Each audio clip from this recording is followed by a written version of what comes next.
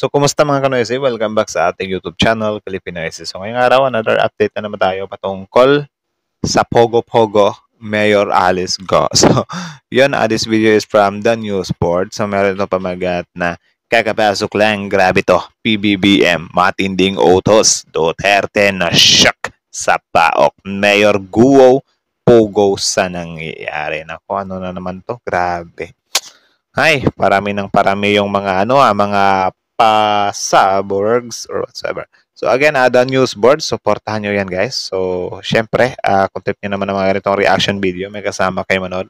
Huwag nyo na rin kalimutan supportahan yung YouTube channel natin, Filipinoise. So hindi na natin doon patatagalin pa.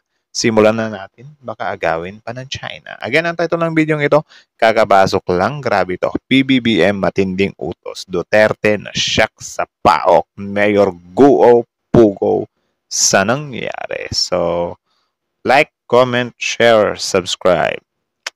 Start. The news board, support ito ang mainit na balita at trending ngayon sa mundo ng social media. Matapos formal na kinasuhan si Alice Go at ang paglayas ni VP Sara sa kabinete ng Pangulo, ito matindi ang binunyag ng PAOK. Sinagot ng PAOK ang mga pambabatikos na bakit ngayon lang sila umaaksyon samantalang 2016 pa ang Pogo na para bang gustong sirain ang ligasiya ni Duterte. Ayon mismo, diba? Ngayon parang gusto nilang maghugas ng kamay pero wala pa rin silang lusot. Sa PAOK mula 2016 hanggang 2022, wala silang aksyon dahil mismong utos ito ni Duterte na wag silang mag-operate. Ibig nag-backfire tol. Sabihin, walang raid na gagawin sa mga Pogo kahit pa kaliwat kanan ang mga sumbong na may illegal activities sa Pogo. I have to ask the administration of the former president. I was not part of the previous administration's regulatory and enforcement authority. I was a mere analyst during that time. All that we did was draft threat assessments during that time and we were non-operational. By we, I'm referring to PAOK. So PAOK only became operational again in 2022 in the current administration. In fact, we were reconstituted February. Oh, diba? PAOK became operational again in 2022 in the current administration. So, kaya pala hindi ganun ka-stricto kasi wala parang wala lang sa sa commander-in-chief. Pero ito kay PBBM wala na. Binalik niya na. Sige. Bulabugin natin yung mga pogong inang yan. February 1 of 2023. And the executive secretary, sitting as our chairman, gave us a marching order, go out and neutralize these scam farms. So I thank the current leadership for allowing us to go out there. Otherwise, patuloy pa po itong mamamayagpag. We were not let loose, so to speak. Siguro magandang tanong was, why were the Pogos allowed to act as they did in the years? My oath of the office of as President of the Republic as elected by you, yang Pogo na yan, malinis yan. Grabe! Ang galing. Bakit ba malinis? Dahil ba friendly sila ng Chinese? Boom, panes. The problem was exacerbated when the previous administration allowed yung visa upon arrival. Maraming lumabas sa problema doon. Pastillas, ito nga, yung Pogo, So, namayagpag sila talaga 2019. Bumuhos naman ng matinding komento ang ating mga kababayan patungkol dito. Protector talaga itong si Duterte. Pinilay ang PAOK para wag mag-operate at hayaan ang mga sindikatong Pogo. Possible din yan. Possible din yan. I mean, siguro kung hindi nila sinasadya, pero do you think ba hindi sinasadya? 'Di ba? Na pinilay. Kasi kita nyo naman Kita nyo naman. Kita nyo naman yung outcome. 'Di ba? Imposible, sobrang stricto nila sa drug tapos itong sa Pogo ino-okay nila na alam nila na may instances na magkaroon ng mga scamming, torturing or whatsoever. 'Di ba? Maraming salamat PBBM. Muli mong binuhay ang PAOK para puksain ang sindikato. Gising mga Duterte supporter. Yung poon nyo, literal na protektor ng Pogo. Tapos gusto nyo pang gawing pangulo si Sara na puro no comment sa Pogo. Ayon naman sa yan din, I think isa talaga to sa magiging dahilan kung bakit parang delikado si VP Sara sa pagka-presidente next election. Like may tendency din talaga na hindi na siya mananalo. So kayo ba? Comment nga kayo sa baba kung iboboto nyo si VP Sara next election. Wala lang. Survey lang naman. Comment kayo sa baba. Isang political vlogger na si Sir Tapuan, puro paninira at paninisi sa Pangulong Marcos. Samantala, mismong si Duterte ang punot dulo ng kaguluhang ito dahil sa kanyang Pogo legacy. Pero ano ginawa ni Duterte? Non-operational ang PAOK.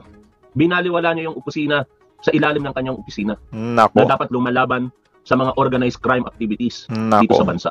Kaya maglilipa na talaga, partikular yung mga gawain na ito ng Pogo. Hindi nyo ba nakikita yan, mga supporter ni Duterte? Tapos kung hamakin nyo ang kasalukuyang gobyerno, lalong-lalo na sa issue ng Pogo. Wait lang, ulit. Natawa ako sa sa banner sa itaas. Kaya maglilipa na talaga, partikular yung mga gawain na ito ng Pogo. Hindi nyo ba nakikita yan, mga supporter? Kita nyo yan. Yung banner sa itaas, pro-China Duterte defenders. Ay, nako. Duterte. Tapos kung hamakin nyo ang kasalukuyang gobyerno, lalong-lalo na sa issue ng Pogo, parang kasalanan ng ating Pangulong Bongbong Marcos. Yung linaw-linaw dito, tauhan mismo ito ng PAOK. They were let loose ngayong administrasyon na ito. Kumbaga sa ASO, pinakawalan na para mag-amoy-amoy na ng mga criminal activities na hindi ginawa ng Duterte administration. Kaya kahit anong gawin ninyo, mga tagapagtanggol ni Rodrigo Duterte, hindi maikakaila na talagang enabler ng Pogo itong si Duterte. Buwelta. Agree ako doon. Kasi yun nga, based sa mga nakikita natin, wala. Siya talaga yung isa sa nagpalakas sa Pogo, min. 'Di ba? Biruin mo, siya yung some kind nag-promote eh. Promote ba yun? Sinabi niya yung Pogo na yan, malinis yan. Grabe, like alam na alam niya talaga, no? Bakit, paano mo nasabing malinis? 'Di ba?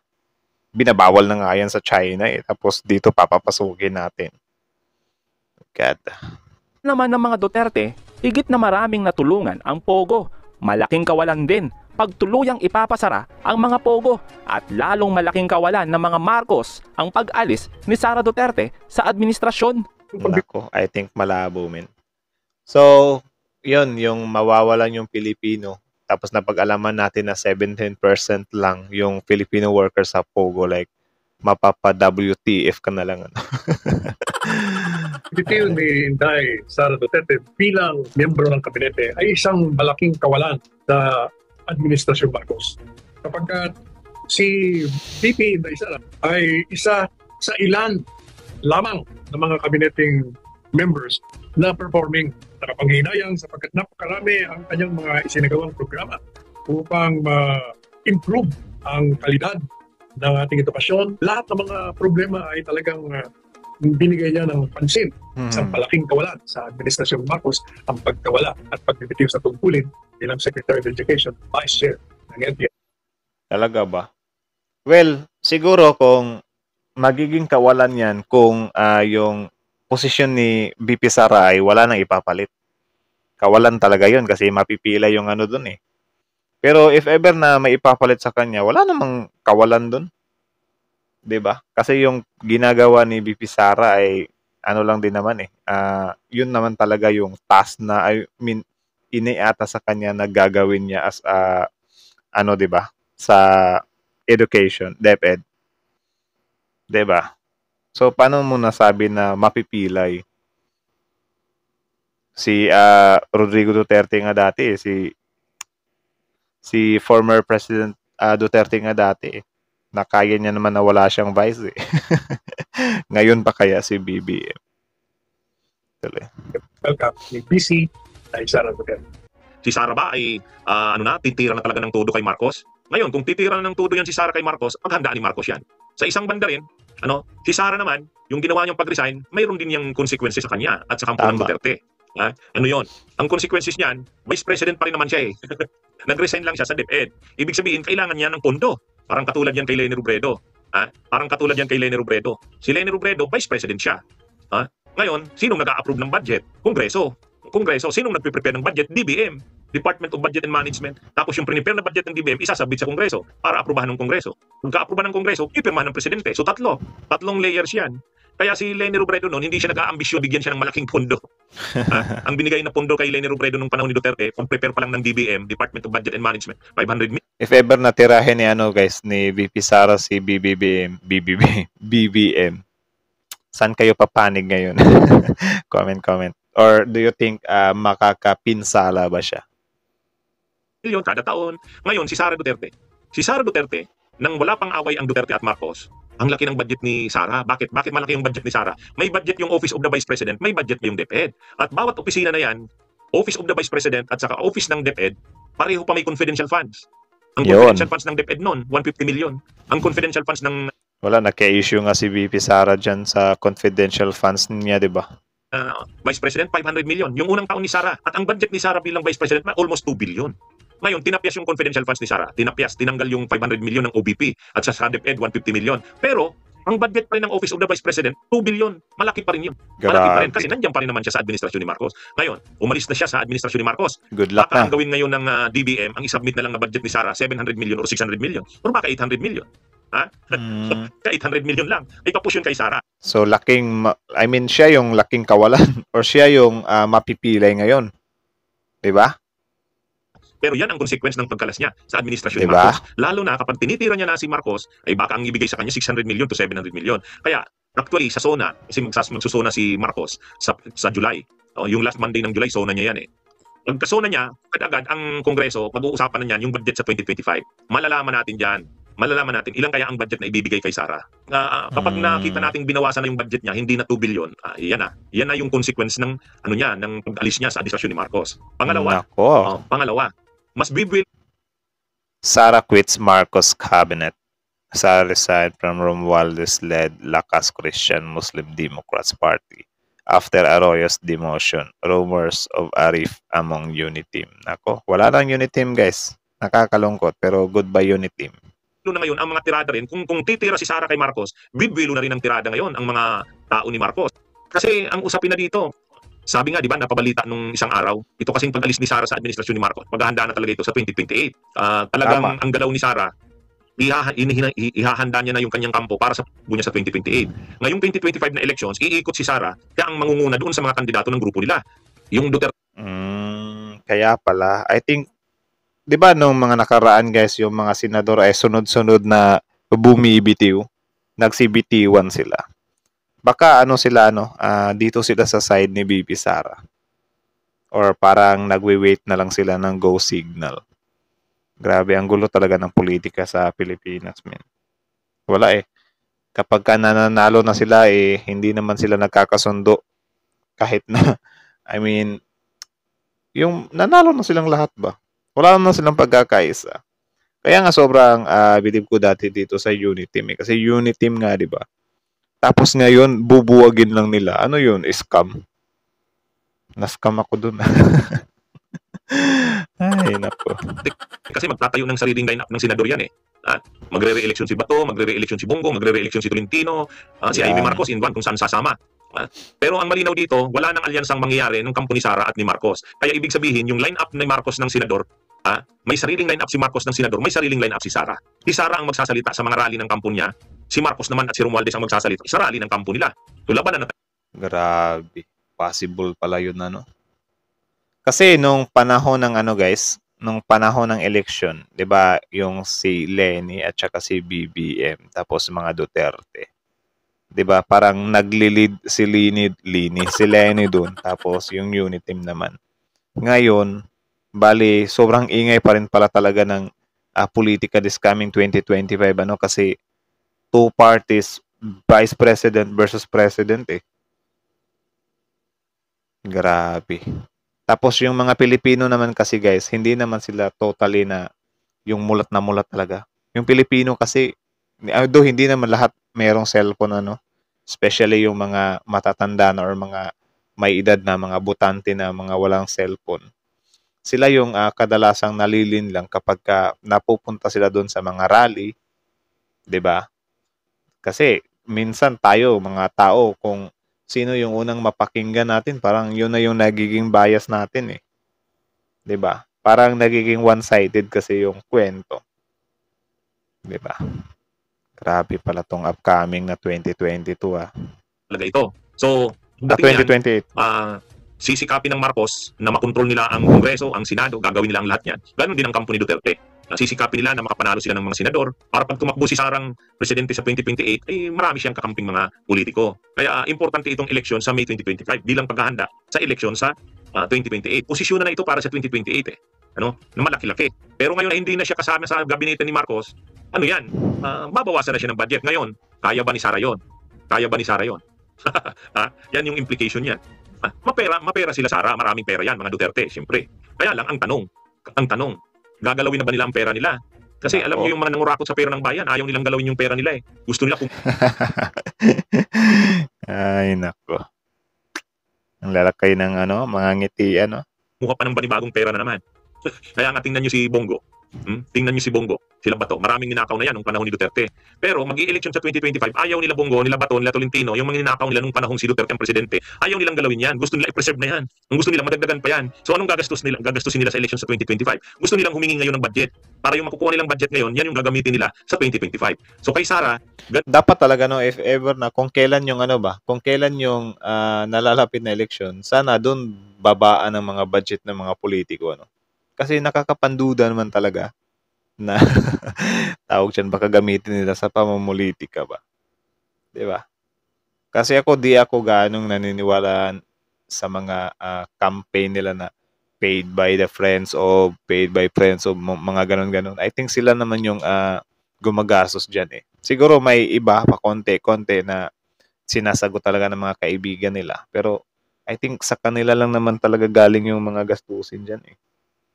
Diba? Lucky na lang talaga if ever na ganun ka talaga kalakas na politiko. Kasi kaya mo nang manalo gamit lang ang tulong or assist ng mga kaibigan mo, diba? Or mga naniniwala sa'yo. din yan. Wala na sila sa administrasyon. Sila Sara, wala sa poder. Bagamat meron silang yung mga ginagawa nilang mga rally-rally na yan, yung ginagawa ni sa kayang kandidatong mga senador na yan, gagasto sila dyan. Yan yung disadvantage ng kampo ni Sara. China ang magpupundo sa eleksyon. Totoo din yan. Ang China makikialam sa eleksyon nito sa 2020. Hinayupix. Oo nga, no? Yung China. Oo nga pala. China pala. Nakaligtaan ko yun, So if ever, so ganito pala yan, if ever na aabot pa ng 2028, yung issue dyan sa, sa West Philippine Sea, possible pala na fa-fundingan ng China yung yung Duterte administration. Kasi sila yung some kind pro-China sila eh. 'Di ba? Pero yan yung isa sa yan yung isa sa nakakapagpasama ng imahe ni VP Sara, yung China, kung saan hindi man lang siya nagsalita or no comment nga, 'di ba? Malamang pupunduhan talaga niya ng kampo rin nila Sara. Sa susunod na mga araw, iigting o titindi ang tensyon ng kampo ng Marcos at Duterte. Yan, magiging mainitan yan. Ngayon, handa ba si Marcos dyan? Handa rin ba sila Sara niyan? At ito halimbawang pag lumabas yung arrest warrant ni Duterte, wala nang consideration si Marcos niyan. Ibig sabihin, bakit niya pa maaalangan na ipa-aresto si Duterte? Hindi niya naman nakaalyado si Sara. Isa pa yung implication, handa ba si Sara dyan? Ngayon kasi kahit paano nag-aalangan si Marcos kasi naano siya kay Sara kasi kasama niya sa gabinete at kasama niyang tumakbo nung eleksyon ng 2022. Pero nung sabi na si Sarang wala na yung unity team na yan at kumalas na rin si Sara sa administrasyon ni Marcos, kapag lumabas yung arrest warrant ng ICC, wala nang paninimbangan si Marcos. Libre na siyang mag-desisyon dyan. Ngayon, nako po naman. So yun, that video is from the news board. So supportahan nyo yan guys. Tapos syempre, before you leave, don't forget to subscribe our YouTube channel, Filipino IC. So kita nyo naman yun, di ba? Malinaw pa sa klaro yun na na pala to since alam naman natin na gulo talaga yung kahantungan ng dalawang grupong to this coming 2025 kasi syempre walang magpapatalo sa sa mga kapangyarihan. Tapos yun, good luck Pilipinas kasi yung mga politiko mismo natin yung nag-aaway-aaway na ang isa lang talaga hindi meron talaga silang di ba, like for example si BP Sara, anytime pwede niyang atakihin si BBM. Tapos, syempre, as DDS din, marami naman talagang DDS supporters talaga. Maaari talagang magkaroon ng damage si BBM from Sara, Pero at the same time, ganun lang din naman, makakapag-create pa din naman ng damage si BBM kay BP Sara. Kasi yun nga, sobrang daming sobrang daming butas na meron. I think hindi nga sobrang dami eh. Kasi sa pagkakaalam ko, or ang pinakamalakas na parang crisis ni BP Sara is yung yung confidential fund niya at itong usapin about sa WPS. 'Di ba? Tapos ngayon nadagdagan pa yung pagkalas niya sa unit team kasi parang nagiging labas na scam tayo mga Pilipino eh. Pinapaniwala tayo na merong unity team tapos kapag nanalo na, 'di ba? Wala na, no unity team. That's it. We did our part. We both win and then pag ganun pa eh. Kakaasar lang. Tapos yun nga, ang isa din sa consequences ng pagkalas pala ni BP Sara, ayun nga, yung ICC kasi tama nga naman yung sinabi ni Sir, 'di ba? Si PBBM parang hindi na siya magdadalawang isip kasi yun nga, kumalas na nga si BP Sara sa pangkat niya, 'di ba? Nako. Mas ano pala to, men? Mas intense pa pala itong upcoming 2028 election. Akala ko yung pinaka-intense na election ay nung ano lang eh, 2022 eh. Tapos ito din pala sa 2028 ano. So, yun, hanggang dito na lang muna. Kayo na masasabi nyo dito, comment down below. Tapos yun, pag-usapan natin yan sa comment section. So, again, the news board, Filipino IC. So, like, comment, share, subscribe. Filipino IC is out.